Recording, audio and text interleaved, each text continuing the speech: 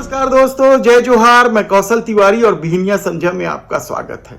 बलौदा बाजार में हिंसा के बाद शुरू हुई राजनीति थमने का नाम ही नहीं ले रही है। कल कांग्रेस ने पूरे प्रदेश भर में धरना प्रदर्शन किया सतनामी समाज को न्याय दिलाने के लिए। इस धरना प्रदर्शन में पहुंचने वालों के साथ पुलिस की झड़प भी हुई। उन्हें रास्ते में रोका गया और बताने की कोशिश की गई कि बलौदा बाजार में 144 धारा लगी है, इसलिए कोई नहीं। लेकिन कांग्रेस के दिग्गज बलौदा बाजार पहुंचे और धरना दिया और बाद में ज्ञापन भी सौंपा। इस दौरान नेताओं ने क्या कुछ कहा, पहले वह सुन लीजिए।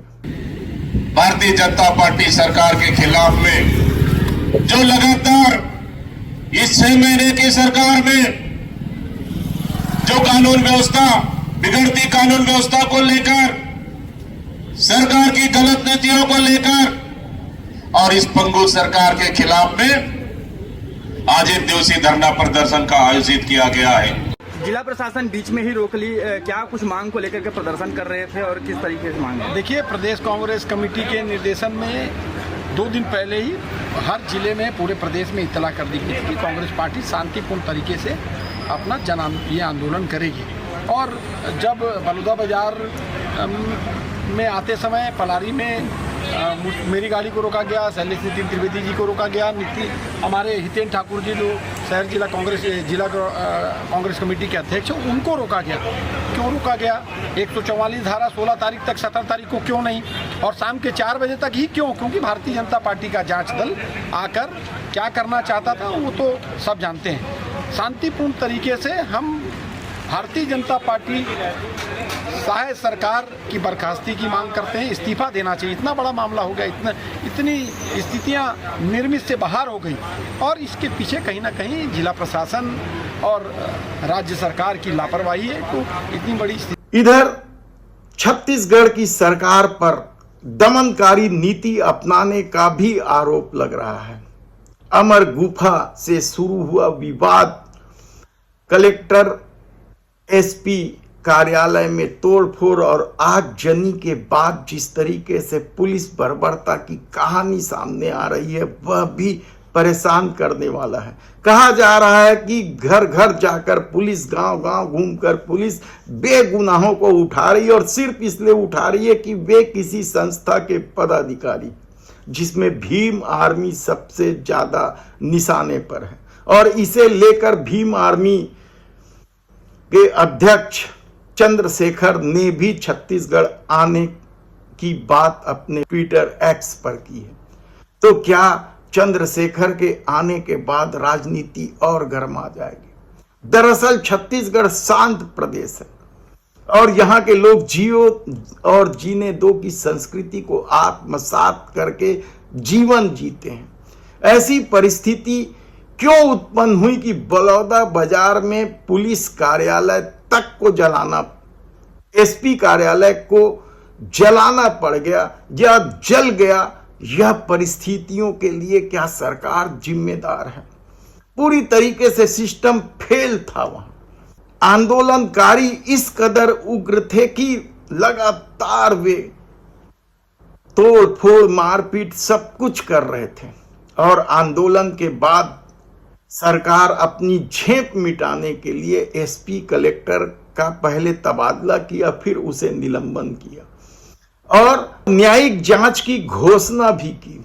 लेकिन दूसरी तरफ भारतीय जनता पार्टी भी जांच समिति बनाकर जांच करने की घोषणा की। इसे लेकर विवाद भी होने लगा है। लेकिन सबसे हैरान कर देने वाली बात तो चंद्रशेखर के रायपुर आने को लेकर है और पीड़ितों से मिलने की बात कही है उन्होंने। क्या चंद्रशेखर को रायपुर आना चाहिए, छत्तीसगढ़ आना चाहिए? क्या छत्तीसगढ़ के दलित इतने कमजोर हैं कि उन्हें चंद्रशेखर जैसे दलित नेताओं की जरूरत होगी? छत्तीसगढ़ में क्या दलित नेता नहीं है जो इस मामले को सुलझा सके और सतनामी समाज जिस अपमान की बात कर रही है उसे ठीक ठाक कर ले, सम्मानजनक स्थिति पर पहुंचा दे? छत्तीसगढ़ को हमेशा ही बाहर से आए नेता ही सुलगाने का काम करते रहे हैं कहा जाए तब गलत नहीं होगा, तो गलत नहीं होगा। लेकिन क्या इस बार चंद्रशेखर को रोका जाना चाहिए? कई तरह के दूसरे सवाल हैं।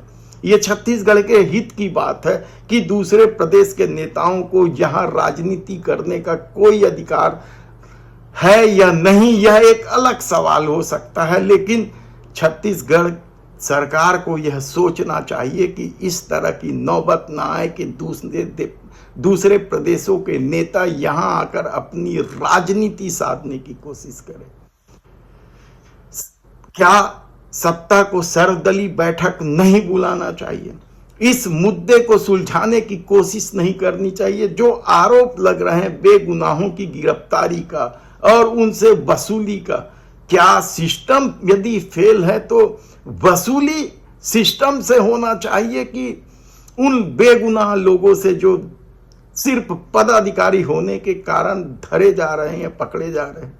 सवाल कई सारे हैं। लेकिन कल कांग्रेस ने जिस तरीके के तेवर दिखाए हैं उसके बाद यह तय है कि विधानसभा में यह मामला गूंजेगा।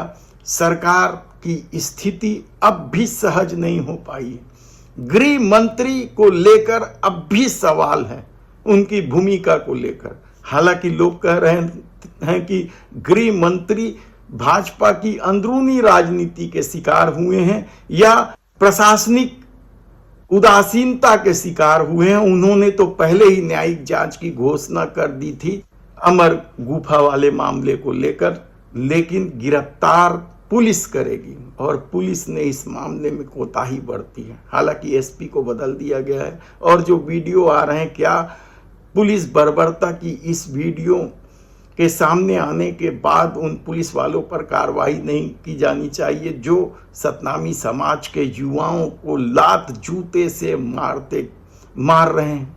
सवाल है ये, और सोचना होगा, क्योंकि छत्तीसगढ़ शांत प्रदेश है, हम फिर बता रहे हैं आपको, और यहाँ दूसरे प्रदेश के नेताओं को राजनीति करने का मौका बिल्कुल भी नहीं देना चाहिए और मिल बैठकर इस मामले को सुलझाने की कोशिश करनी चाहिए।